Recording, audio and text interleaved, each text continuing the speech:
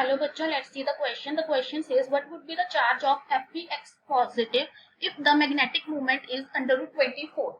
It is +2, +3, 0 और none of these. हमें क्या बता रखा है कि हमारे पास Fx प्लस है, तो हमें बताना है कि x की वैल्यू क्या होगी अगर हमारा जो मैग्नेटिक मोमेंट है वो अंडर रूट 24 है. तो सबसे पहले तो इस क्वेश्चन को करने के लिए हमारे पास जो की कंसेप्ट रिक्वायर्ड है वो क्या है कि हमारे पास जो मैग्नेटिक मोमेंट है उसका क्या फॉर्मूला होता है. तो हमारा जो मैग्नेटिक मोमेंट है that is equal to under root of n plus two Bohr magneton. So अगर हम यहाँ से देखें हमारे पास n क्या होता है, हमारे पास n is the number of unpaired electron. So n plus to हमारे पास दे रखा है अंडर रूट ऑफ 24. दोनों साइड हमारे पास अगर हम स्क्वायर कर देंगे दोनों साइड तो हमारे पास आ जाएगा n plus two is equal to 24 that is n square plus 2n minus 24 equal to 0. So हम इसको लिख सकते हैं n square plus 12n minus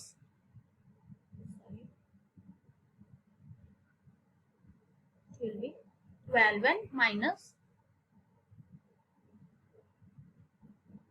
6n minus 4n minus 24 equal to 0. So यहाँ पे हमने सॉल्व किया तो ये हमारे पास आ गया n प्लस 6 माइनस 4 कॉमन निकालेंगे तो यहाँ पे हमारे पास आ जाएगा n plus 6 equal to 0. So यहाँ से n की वैल्यू हमारे पास क्या क्या आ गई, एक तो आ गई 4 और एक माइनस 6. सो n हमारे पास क्या है, number of unpaired electron. Negative तो ये नहीं हो सकता, तो हमारे पास जो n की वैल्यू आ गई दैट इज 4. हमारे पास क्या आ गए, नंबर ऑफ अनपेयर्ड इलेक्ट्रॉन्स. सो अब हमारे पास अगर हम आयरन की कन्फिग्रेशन लिखें, सो आयरन की हमारे पास जो कन्फिग्रेशन होती है that is argon 4s2 3d6. सो इस केस में हमारे पास जो अनपेयर्ड इलेक्ट्रॉन्स है वो हमारे पास कितने हैं, देयर आर 4 अनपेयर्ड इलेक्ट्रॉन्स. लेकिन हमें कितने चाहिए, 4 अनपेयर्ड इलेक्ट्रॉन्स ही चाहिए.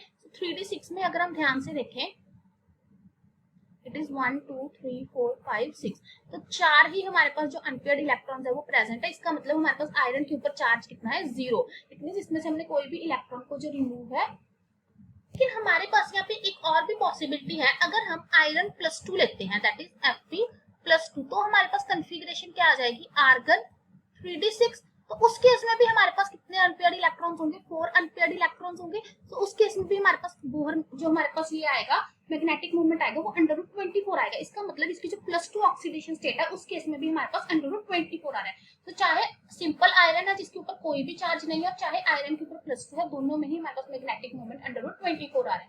Hope you find the answer. Best of luck.